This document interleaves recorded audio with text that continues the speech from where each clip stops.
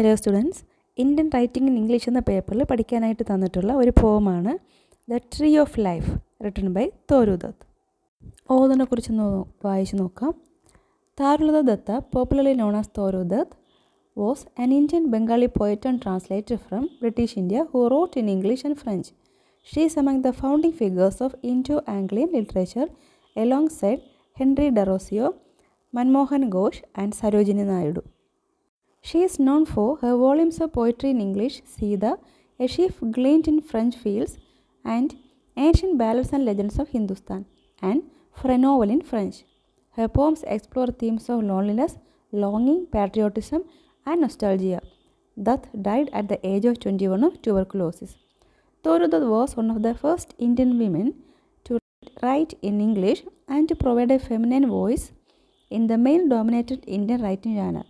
Her writing shed light on the persistent oppression of women in patriarchal societies, most notably the Indian society during the colonial era. Torulata Dutt അല്ലെങ്കിൽ തോരു ദത്ത് ജനിക്കുന്നത് 1856-ലാണ്. ഒരു ബംഗാളി പോയറ്റാണ്. ഇംഗ്ലീഷിലും ഫ്രഞ്ചിലുമായിരുന്നു അവർ എഴുതിയിരുന്നത്. തോരു ദത്ത് കൈകാര്യം ചെയ്തിരുന്ന themes എന്ന് പറയുന്നത് ലോൺലിനെസ്, ലോങ്ങിങ്, പാട്രിയോട്ടിസം, നൊസ്റ്റാൾജി ഇവയൊക്കെയായിരുന്നു. 21-ാമത്തെ വയസ്സിൽ ട്യൂബർകുലോസിസ് ബാധിച്ചാണ് തോരു ദത്ത് മരിക്കുന്നത്. പോം വായിക്കാം. Broad daylight with a sense of weariness, my eyes were closed but I was not asleep, my hand was in my father's and I felt his presence near me. Thus we often passed in silence, hour by hour.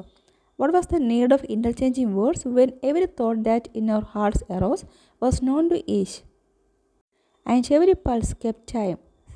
The Tree of Life എന്ന് പറയുന്ന ഈ ഒരു കവിത ഇതെടുത്തിട്ടുള്ളത് തോരു ദത്തിൻ്റെ തന്നെ ancient ballads and legends of Hindustan എന്ന് പറയുന്ന ഒരു കളക്ഷനകത്തു നിന്നാണ്. ഈ കവിത തോരു ദത്ത് തൻ്റെ ലൈഫിലുണ്ടായിരുന്ന ഒരു ദിവസത്തെക്കുറിച്ച് അതിനെക്കുറിച്ച് ഓർത്തുകൊണ്ട് എഴുതുന്നൊരു പോയമാണ്. അതിലിങ്ങനെയാണ് പറയുന്നത്. വളരെ ഒരു നല്ലൊരു പ്രഭാതം, ഒരു ഡേലൈറ്റാണ്. പക്ഷേ വളരെ ക്ഷീണിച്ചിരുന്ന ഒരു സമയത്ത് ഒരു കണ്ണുകൾ അടച്ചിരിക്കുകയായിരുന്നു, പക്ഷെ ഉറങ്ങുകയായിരുന്നില്ല. My hand was in my father's, അവളുടെ കൈകൾ അവളുടെ അച്ഛൻ്റെ കൈകളിലായിട്ട് ചേർത്ത് വച്ചിരിക്കുകയായിരുന്നു. അതുകൊണ്ട് തന്നെ തൻ്റെ അച്ഛൻ്റെ ഒരു പ്രസൻസ് അദ്ദേഹം അടുത്ത് ഇരിപ്പുണ്ടെന്നുള്ളൊരു ബോധം അവർക്കുണ്ടായിരുന്നു.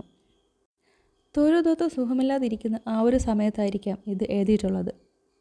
തോരു ദത്ത് പറയുന്നത് തൻ്റെ അച്ഛനോട് ചേർന്ന് അല്ലെങ്കിൽ അച്ഛൻ്റെ കൈകളിൽ തൻ്റെ കൈകൾ വെച്ചുകൊണ്ട് അവരങ്ങനെ അധികം ഒരുപാട് സമയം ഇരിക്കാറുണ്ട്, മണിക്കൂറുകളിങ്ങനെ ഇരിക്കാറുണ്ട്. അങ്ങനെ ഇരിക്കുന്ന സമയത്ത് അവർ സൈലൻ്റ് ആയിരിക്കും. പരസ്പരം അവർ ഒന്നും ഉറക്കെ സംസാരിക്കേണ്ട ആവശ്യം വരാറില്ല.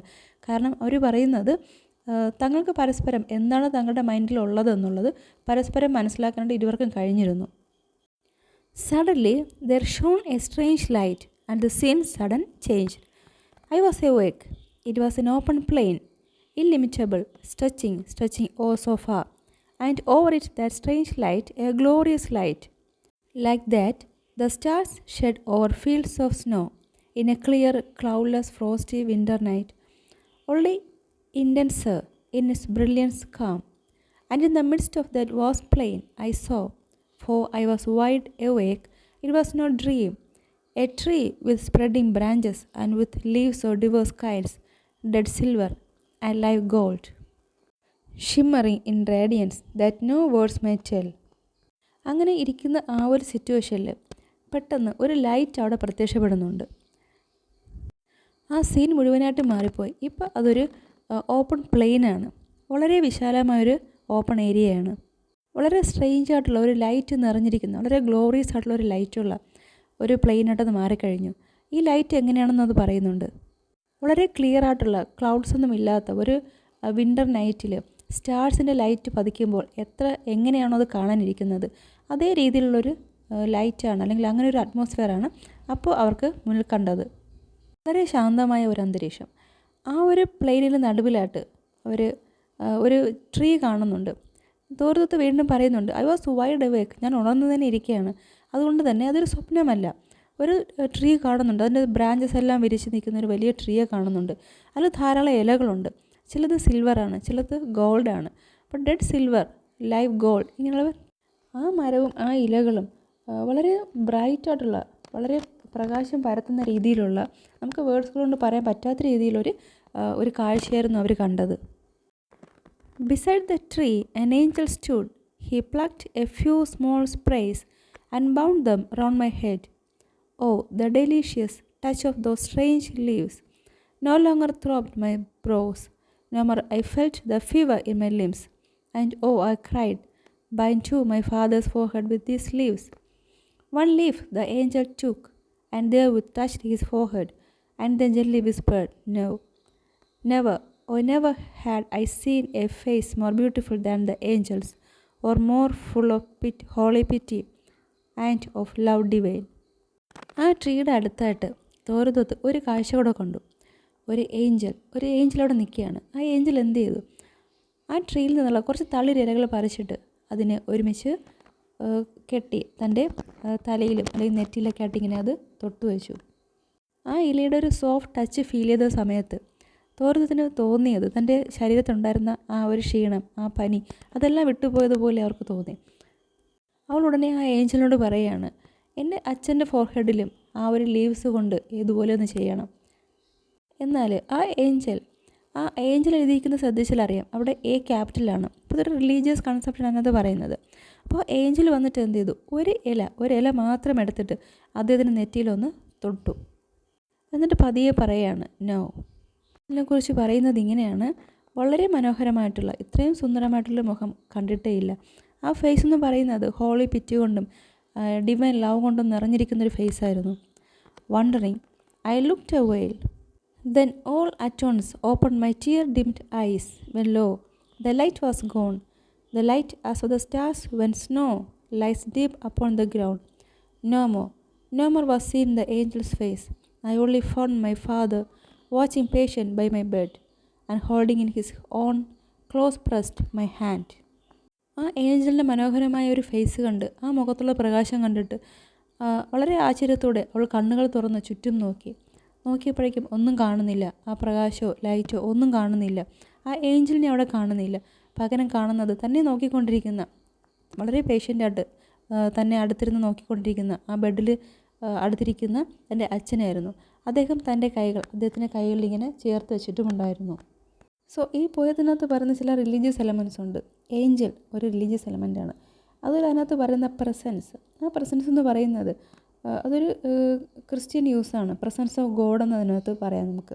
അതുപോലെ തന്നെ ഇമേജ് ഓഫ് ദ ഹാൻഡ്, ആ ഹാൻഡ് എന്ന് പറയുന്നത് അത് ഹാൻഡ് ഓഫ് ഗോഡ് എന്ന് പറയാം. ആ ക്രിസ്ത്യൻ ഇമേജ് അനുസരിച്ച് അത് ഹാൻഡ് ഓഫ് ഗോഡാണ് ഉദ്ദേശിക്കുന്നത്. ദൈവത്തിൻ്റെ കൈ അത് എല്ലാ ആളുകളിലേക്കും ഒന്നുപോലെ എത്തുന്നു, ആ സഹായം തരുന്നു എന്നുള്ളൊരു സെൻസിൽ അത് നമുക്കൊരു റിലീജിയസ് എലമെൻ്റായിട്ട് പറയാം. ഈ പോയത്തിൻ്റെ ഒരു ചെറിയൊരു സമ്മറിയാണ് എഴുതിയിരിക്കുന്നത്. അതൊന്ന് വായിച്ച് നോക്കുക. ഈ പോയത്തിനെ സംബന്ധിച്ച് അതിൻ്റെ ഫോമിനെ കുറിച്ച് നമുക്ക് ഇങ്ങനെയൊക്കെ പറയാം. അതായത് പോയം എന്ന് പറയുന്നത് 30 ലൈൻസാണുള്ളത്. മാത്രമല്ല അത് എഴുതിയിരിക്കുന്നത് ബ്ലാങ്ക് വേഴ്സിലാണ്. അതായത് ഒരു റെഗുലർ റൈം ഇല്ലാതെയുള്ള ഒരു മീറ്ററാണ് ബ്ലാങ്ക് വേഴ്സ്. മിൽട്ടൺ എഴുതിയിട്ടുള്ള എപ്പിക് പോയമായിട്ടുള്ള പാരഡൈസ് ലോസ്റ്റുമായിട്ടുള്ള ചില കമ്പാരിസണൊക്കെ നമുക്കിതിനകത്ത് കാണാൻ കഴിയും. അതായത് പാരഡൈസ് ലോസ്റ്റ് എഴുതിയിട്ടുള്ളത് ബ്ലാങ്ക് വേഴ്സിലാണ്. അതുപോലെ തന്നെ ഇതിനകത്ത് പറയുന്ന ആ ട്രീ ഓഫ് ലൈഫ് എന്ന് പറയുന്നത് പാരഡൈസ് ലോസ്റ്റിനകത്ത് നമുക്കൊരു ട്രീ ഓഫ് ലൈഫ് കാണാൻ പറ്റും. ഇവിടെയും ഗോഡ് ലീവ്സിനെ കുറിച്ചൊക്കെ പറയുന്നുണ്ട്. അതുപോലെ ചില religious elements, angel, holy pity, divine love, ഇങ്ങനെ വരുന്ന കുറച്ച്, അതുപോലെ അതർ വേൾഡ്നെസ്, ഇതൊക്കെ തന്നെയും ചില റിലീജിയസ് എലമെൻറ്റ്സിനകത്ത് കാണിക്കുന്നുണ്ട്. അതുപോലെ ഫാദർ, ഈ പോയത്തിനകത്ത് വരുന്ന ഫാദർ നമുക്കൊരു റിലീജിയസ് സിഗ്നിഫിക്കൻസ് അതിനകത്ത് നമുക്ക് കൊടുക്കാവുന്നതാണ്. ക്രിസ്ത്യൻ മിത്തോളജി അനുസരിച്ച് ക്രിസ്ത്യൻ ഗോഡിനെയാണ് നമ്മൾ ഫാദർ എന്ന് പറയുന്നത്. അതുപോലെ പോയം സ്റ്റാർട്ട് ചെയ്യുന്ന സമയത്ത് സ്പീക്കർ തൻ്റെ ഫാദറിൻ്റെ കയ്യിൽ പിടിച്ചിട്ട് സൈലൻ്റായിട്ട് ഇരുന്നു എന്ന് പറയുന്നുണ്ട്. അതിന് നമുക്കൊരു പ്രെയറുമായിട്ട് കമ്പയർ ചെയ്യാം. പോയം എൻഡിലേക്ക് അടുക്കുന്ന സമയത്ത് ആ ഏഞ്ചലിനോട് ആ സ്പീക്കർ ആവശ്യപ്പെടുന്നുണ്ട് തൻ്റെ അച്ഛൻ്റെ നെറ്റിയിലും ആ ഇല കൊണ്ടൊന്ന് തൊടണമെന്നുള്ളത്. പക്ഷെ അത് നോ പറയുന്നു, തൊടുന്നുവെങ്കിലും പൂർണ്ണമായിട്ടുള്ള മനസ്സോടെയല്ല. അപ്പോൾ അതിനകത്ത് ആ ഒരു ഫാദർ എന്ന് പറയുന്നത് അത് ഹ്യൂമൻ ബീയിങ് ആണ് നമുക്ക് മനസ്സിലാക്കാം. എന്നാൽ ആ പോയം എൻഡിലോട്ട് എത്തുന്ന സമയത്ത് വീണ്ടും ആ ഏഞ്ചലും ആ ഫാദറും ഒന്നായി തീരുന്നതായിട്ട് നമുക്ക് ഫീൽ ചെയ്യുന്നുണ്ട്. തോറുദത്തിൻ്റെ കവിതകളിൽ തന്നെ മേജറായിട്ട് കാണുന്ന ചില തീംസാണ് നേച്ചർ, റൊമാൻറ്റിസിസം, അതുപോലെ Indian mythology, legends, exile, nostalgia, women strength and sacrifice, ഇതൊക്കെ തന്നെയും പൊതുവായിട്ട് തോറുദത്തിൻ്റെ കവിതകളിൽ കാണുന്ന തീംസാണ്. പോയം മനസ്സിലായെന്ന് വിചാരിക്കുന്നു. Thank you.